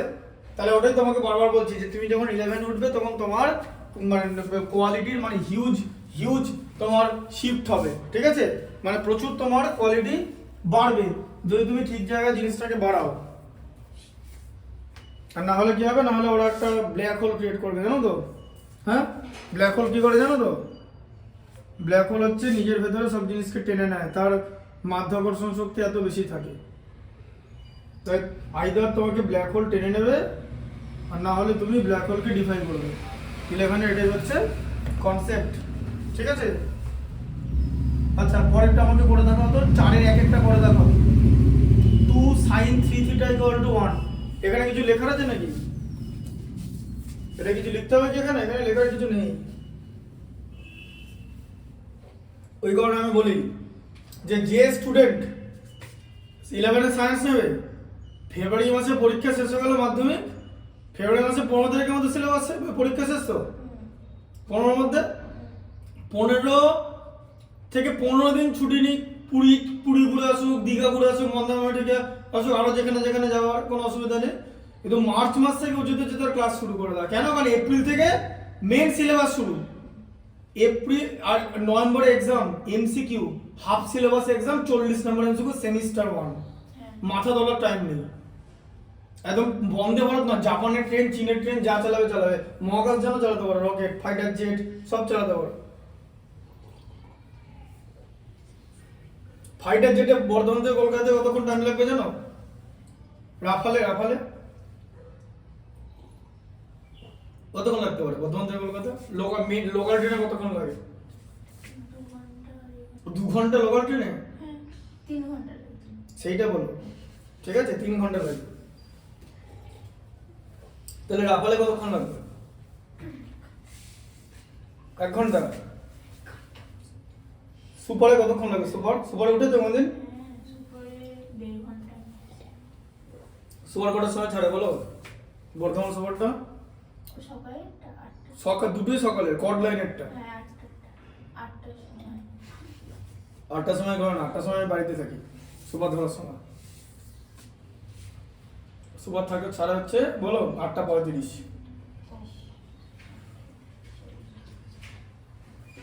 8টার সময় বাড়ি থেকে 8টা 20 যখন বাজে, মানে 8টা 22-23 যখন বাজে, তখন ওই চাটা বলি ওখানে স্টেশনে গিয়ে, তবে চাটা শেষ করে উঠে পড়ি, ট্রেন দিয়ে দেয় তখন একটা ইয়ে থাকে, ওই ব্যাগের মধ্যে নিয়ে যাই, খবরের কাগজ পেতে নিচে বসে পড়ি। আর কি ওপরে বসি না, কারণ ওপরে জায়গা পাবে না, দিল্লি প্যাসেঞ্জারদের ট্রেন ওঠে, জানো তো?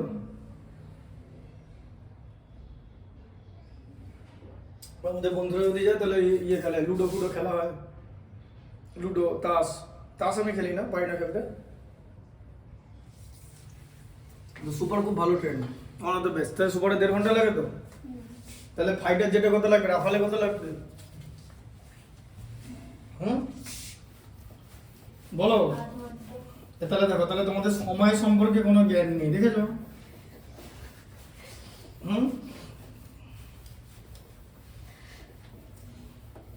তাহলে দেখেছো এই জিনিসগুলো দরকার জানা। তাহলে বলো, এটা কি তোমার জানা উচিত ছিল না? ক্লাস 10-এ পড়ো তো। এবার তুমি একটা কথা বলো, শব্দ চ্যাপ্টারটা কোন ক্লাসে পড়েছো? 9-এ। তাহলে এটা জানো না কেন? এটা তো শব্দ চ্যাপ্টারের জিনিস।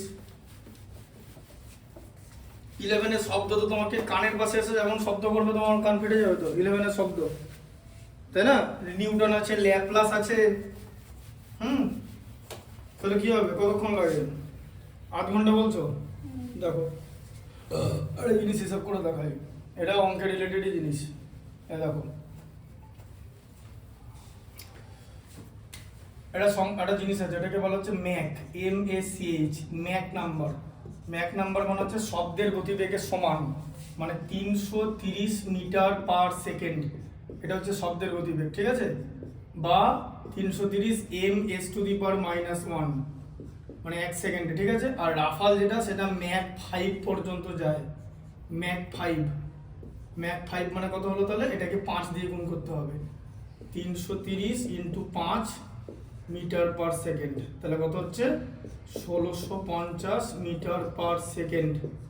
তার মানে 1 সেকেন্ডে যাচ্ছে মোটামুটি 1.5 কিলোমিটারের বেশি, গ্রেটার দেন 1.5 কিলোমিটার।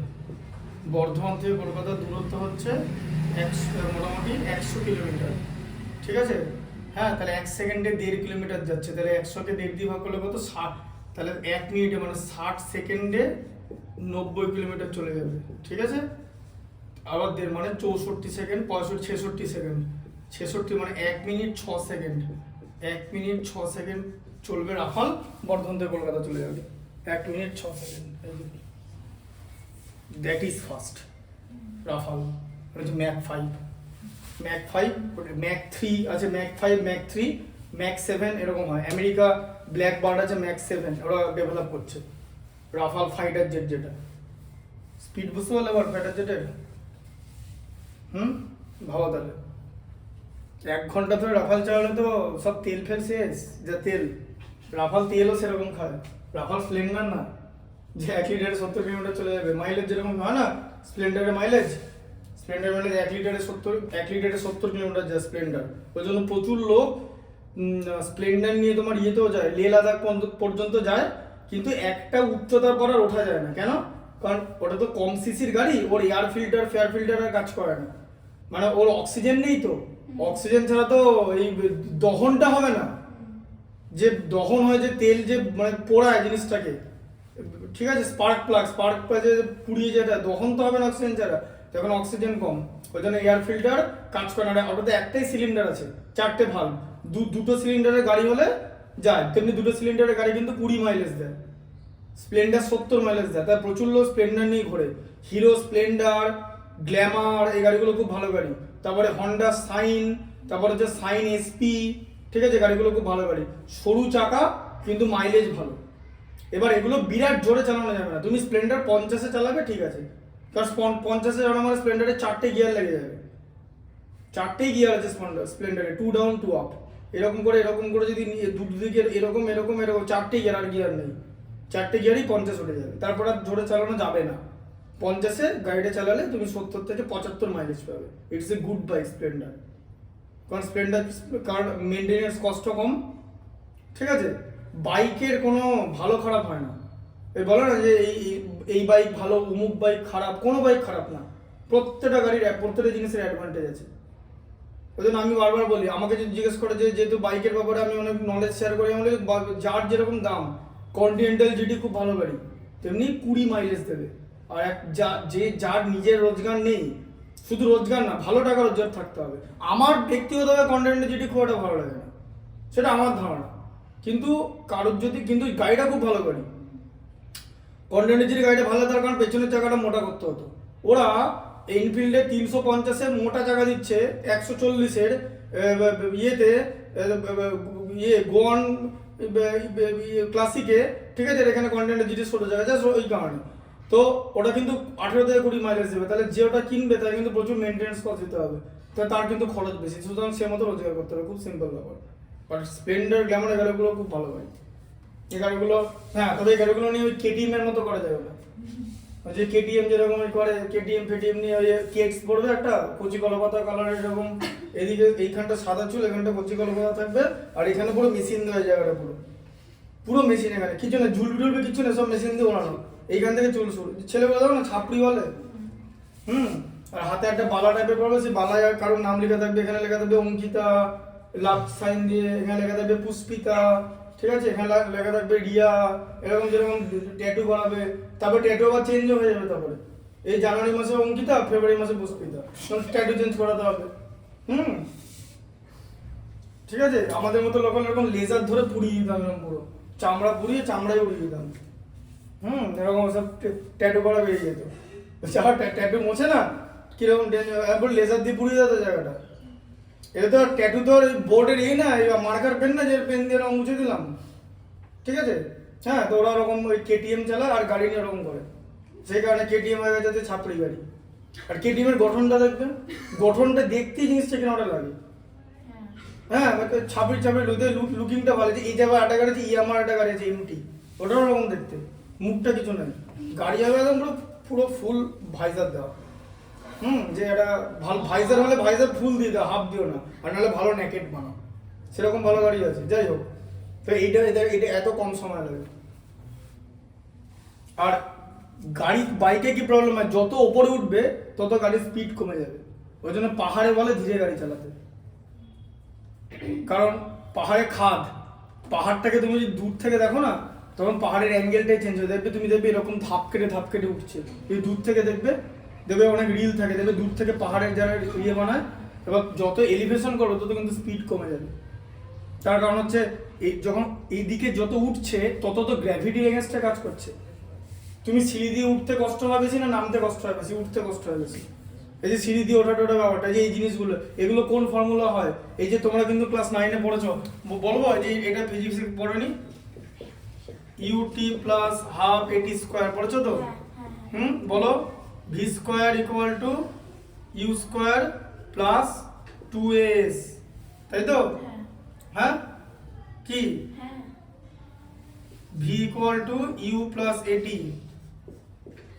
পড়েছো তো? হ্যাঁ, পড়েছো তো এগুলো? S equal to t plus half u t square ফর্মুলাগুলো, এগুলোকে বলা হচ্ছে সমীকরণ, মানে তোমার গতির সমীকরণ, মোশন ইন ওয়ান ডাইমেনশন। আচ্ছা, ওইটা করে দেখো তো, 4-এর 1টা বলো, 4-এর 1টা তাড়াতাড়ি করে 2-3 সেকেন্ডের মধ্যে করো। 2 sin 3 থিটা, দেখো এই যে 2 sin 3 থিটা ইকুয়াল টু 1, তার মানে কত হলো বলো? sin 3 থিটা ইকুয়াল টু কত হচ্ছে? 1/2 হচ্ছে তো? 1/2 কার ভ্যালু? sin 30 ভ্যালু 1/2, তাহলে থিটা ইকুয়াল টু 10 ডিগ্রি, তো এই যে হয়ে গেল, এই যে 3 theta equal to 30 degree, sin কেটে গেল, থিটা ইকুয়াল টু 10 ডিগ্রি, তাহলে এইটুকুনি সময় লাগে করতে, বুঝতে পারলে? থিটা ইকুয়াল টু 10 ডিগ্রি হয়ে গেল। আচ্ছা, তারপরে বলো, আচ্ছা 3 থিটা, তাহলে sin 6 থিটার মান কত? তাহলে থিটা, তাহলে 6 থিটা হচ্ছে তোমার 60 ডিগ্রি, তাই তো? তাহলে sin 6 থিটা মানে কত বলো? sin 60 বলো, sin 60 ভ্যালু কত? sin 60 ভ্যালু হচ্ছে √3/2, বুঝা গেল? √3/2। আমি এখন এই 2026 পড়াচ্ছি, তোমার 2029 থেকে আমি হচ্ছে চালু করবো, 2029 থেকে। এখন স্টার্টিং মেটেরিয়াল বানাতে 2 বছর সময় লাগবে, মানে 26, 27, 28 লাগবে। সেটা হচ্ছে তোমার ম্যাথামেটিক্সের অনার্স, মানে কলেজ লেভেল যেটা, আর হচ্ছে ম্যাথামেটিক্সের অনার্স থাকবে, পাস থাকবে, আর তার সঙ্গে মাস্টার্সটাও থাকবে। মাস্টার্স আর দিকে গেট থাকবে, গেট মানে graduate aptitude test of engineering, GATE পরীক্ষা, যেটা দিয়ে মানে টোটালটা ম্যাথামেটিক্স। গেটের সঙ্গে সঙ্গে আর 2027 থেকে চালু করবো হচ্ছে এবছর থেকে, মানে 26 থেকে 11-12 জয়েন্ট চালু করে দিয়েছি অলরেডি, আর 27 থেকে চালু হবে হচ্ছে তোমার ওই কম্পিটিটিভ এক্সামের যে ম্যাথামেটিক্স থাকে, যেমন সিস্যাট মানে সিভিল সার্ভিসেস অ্যাপটিটিউড টেস্ট, তারপরে এনডিএ মানে ন্যাশনাল ডিফেন্স একাডেমি, এনএ মানে নেভাল একাডেমি, ওগুলো হচ্ছে সেন্ট্রাল গভর্নমেন্টের, টোটালটাই ম্যাথামেটিক্স।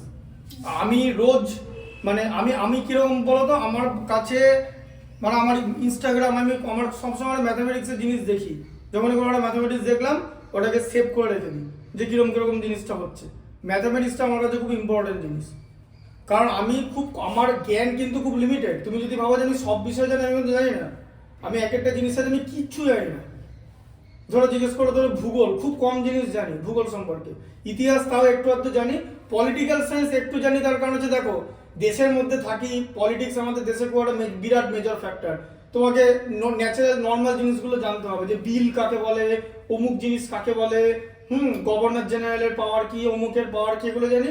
ইকোনমিক্সটা মোটামুটি অনেকটাই জানি, তার কারণ আমি তো এই রিসেন্টলি এটা আমার 2 তারিখ পরীক্ষা দিতে গেছিলাম, ওটা হচ্ছে তোমার NISM 5 ছিল, মিউচুয়াল ফান্ড ডিস্ট্রিবিউটর। এখানে দেবো এই 20 তারিখের পর, এখানে বোর্ড লাগাবো, মিউচুয়াল ফান্ড অ্যাডভাইজার আর ডিস্ট্রিবিউটর।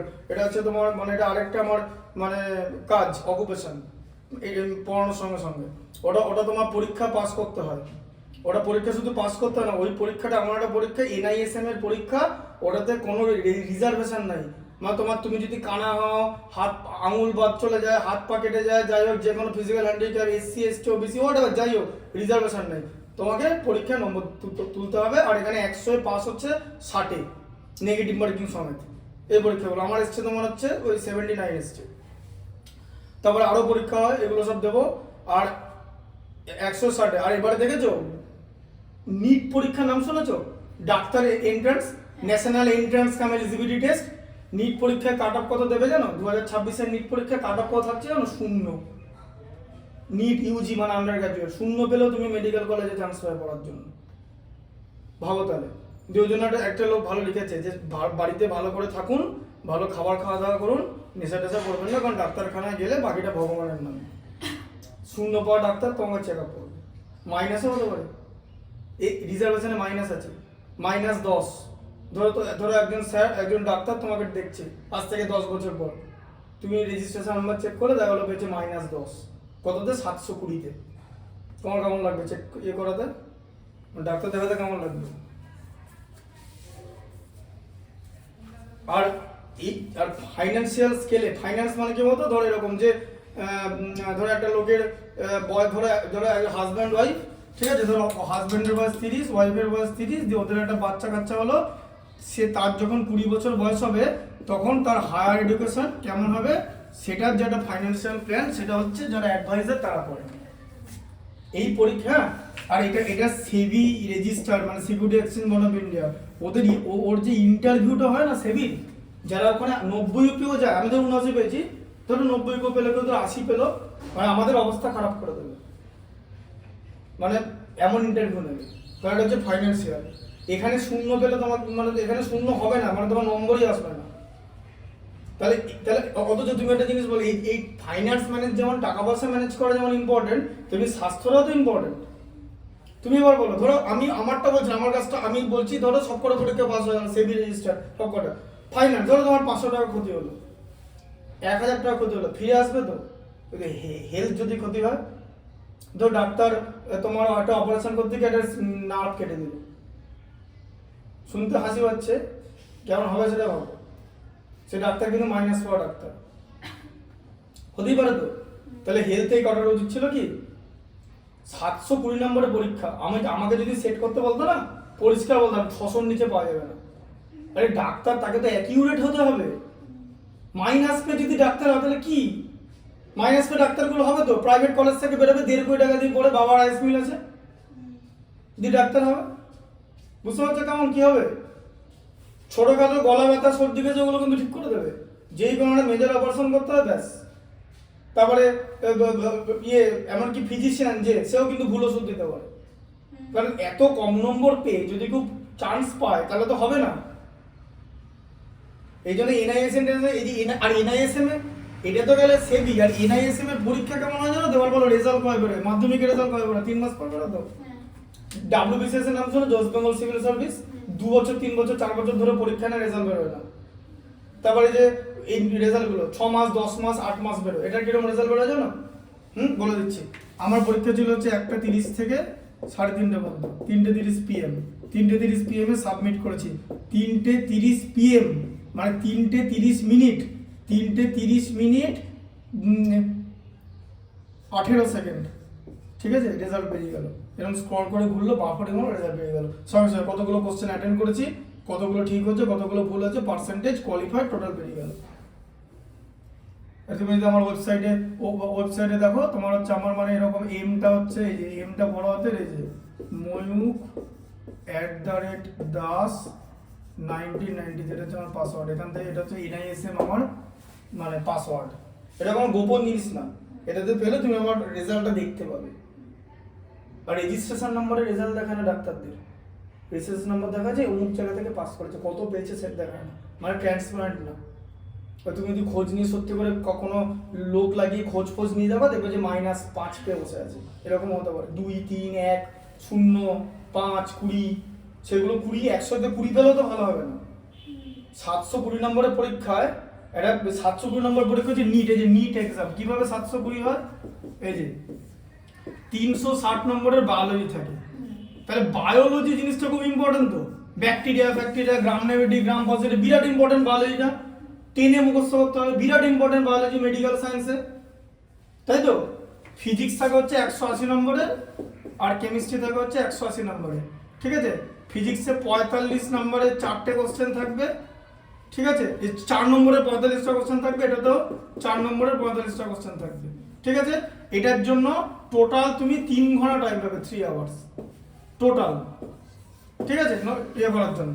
তাহলে এবারে এই পরীক্ষায় আমি ধরলাম, ঠিক আছে, তর্কের খাতিরে বললাম যে 500 অন্তত পাওয়া উচিত 720-তে, না হলে কি ডাক্তার হওয়া উচিত তার? তাহলে ওই কারণে না টেকনিক্যাল দিক দিয়ে যদি তুমি দেখো, if you look NISM, SEBI, MP, এদের যারা যারা সার্টিফিকেশন কোর্স আছে, যারা আছে সিএফএ থেকে certified financial planner, CFP certified financial adviser, এদের কোয়ালিটি অনেক বেশি, কারণ এখানে অনেক নাম্বার পেয়ে পাস করতে হয়, আর ডাক্তারদের সেটা করতে হয় না। সিম্পল ব্যাপার, অ্যাজ সিম্পল অ্যাজ দ্যাট।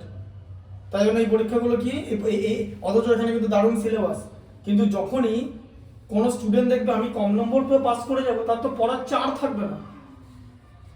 তোমাকে যদি বলি ঠিক আছে 40 পেলেও হবে, তুমি বলো ঘুমিয়ে থাকি 40 হয়ে যাবে। তোমাকে যদি বলি যে 90 পেতে হবে, 80 পেতে হবে, তখন তোমার তো শরীরে একটা গতিশক্তি তৈরি হবে, কাইনেটিক এনার্জি, নাহলে তো পোটেনশিয়াল এনার্জি 100 হয়ে বসে থাকবে। পোটেনশিয়াল এনার্জি বলে কিছু হয় না, জানো তো? ওটা জানো তো, জল যখন উপর থেকে নিচে নামে টারবাইন ঘুরিয়ে জলবিদ্যুৎ তৈরি করা হয়, ওপর যখন জলটা উপরে থাকে তখন পোটেনশিয়াল এনার্জি 100 থাকে, কিন্তু কাইনেটিক এনার্জি থাকে না। কিন্তু জল যখন নিচে পড়ে তখন কাইনেটিক এনার্জি তৈরি হয়, টারবাইন ঘুরিয়ে জলবিদ্যুৎ তৈরি হয়। তার মানে কাইনেটিক পোটেনশিয়াল এনার্জি বলে কিছু না, kinetic energy has to be important. এটাও ঠিক তাই। তো যখন জানবে যে কম নম্বর পেয়ে পাস করছে, তখন মাইনাস থাকবে, 10 পাবে, জানে যে 200 পেয়ে যাবো পরীক্ষায়, কোনো অসুবিধা না, 200 পেয়ে ডাক্তার হয়ে যাবো, কি আছে, সব এরকম না। হ্যাঁ ঠিক আছে, দাঁড়াও, 10টা এখন পেয়েছে নাকি? রয়ে গেছে। আচ্ছা একটা অঙ্ক করে দেখাও, লাস্ট একটা অঙ্ক বলো, দুয়েরটাই করো। কি এর মান কত হবে?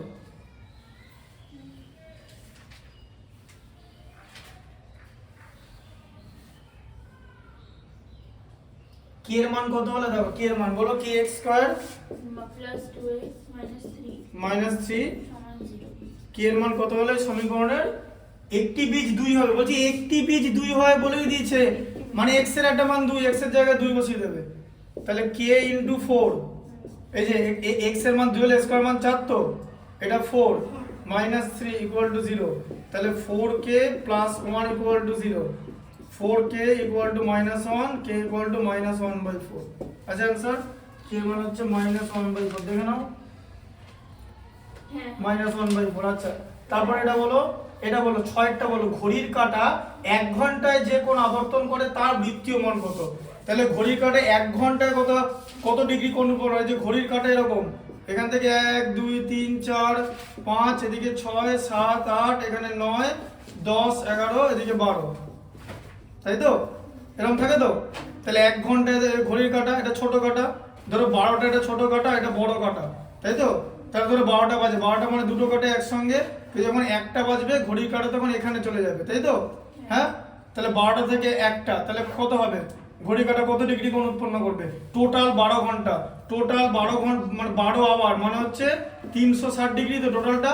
তাহলে 1 ঘন্টায় কত যাবে? 30 ডিগ্রি যাবে ঘড়ির কাঁটা, 1 ঘন্টায় তো 1 থেকে 2 যাবে, তাহলে 30 ডিগ্রি কোণ উৎপন্ন করবে তো 1 ঘন্টায়, পরের 1 ঘন্টা আরো 30, এরকম করতে হতে 12 ঘন্টায় গোটাটা করবে, তাই তো? হ্যাঁ হ্যাঁ না? তাহলে 1 ঘন্টায় 30 ডিগ্রি কোণ উৎপন্ন করবে তো। 30 ডিগ্রি কোণের বৃত্তীয় মান কত বলো? এই যে পাই রেডিয়ান, বলো 180 ডিগ্রি মানে হচ্ছে পাই রেডিয়ান, 1 ডিগ্রি মানে হচ্ছে পাই রেডিয়ান বাই 180, তাহলে 30 ডিগ্রি মানে কত? 30 pi by 180, 36 180 pi by 6 radian. কি বোঝা গেল? দেখো এগুলো কিন্তু সব করিয়েছি। এবার টেস্ট পেপারে তো অনেক কটা স্কুল করানো হয়ে গেছে, 300-400টা অঙ্ক তো ডেফিনেটলি করিয়ে দিয়েছি।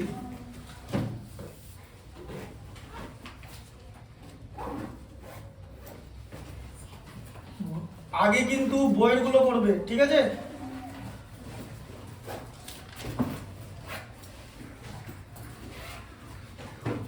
ভালো করে পড়বে, সব বইয়ের অঙ্কগুলো বারবার বলছি, বইয়ের শর্ট কোশ্চেন, শূন্যস্থান পূরণ, এমসিকিউ, বড় কোশ্চেন, উদাহরণ, বই আগে বইয়ের গুলো করবে, তারপরে বাকিগুলো, তারপরে এই অঙ্কগুলো দেখবে যেগুলো আছে 310টা অঙ্ক, এগুলো লেভেল অফ ডিফিকাল্টিজ হায়ার।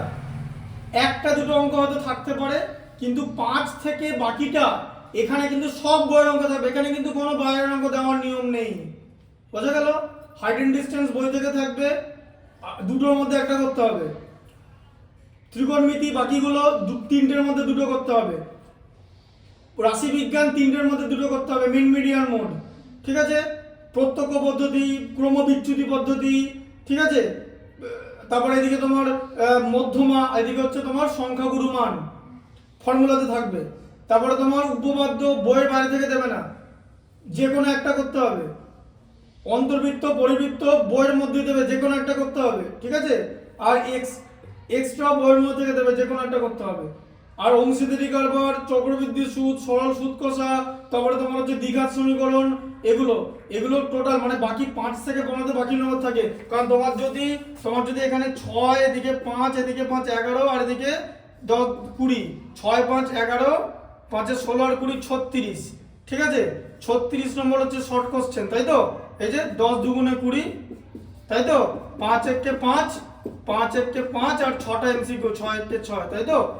বাদ বাকি আরো কিন্তু 54 নম্বর আছে, 54 নম্বর গোটা বই থেকে দেবে, গোটা 54টা বই থেকে দেবে।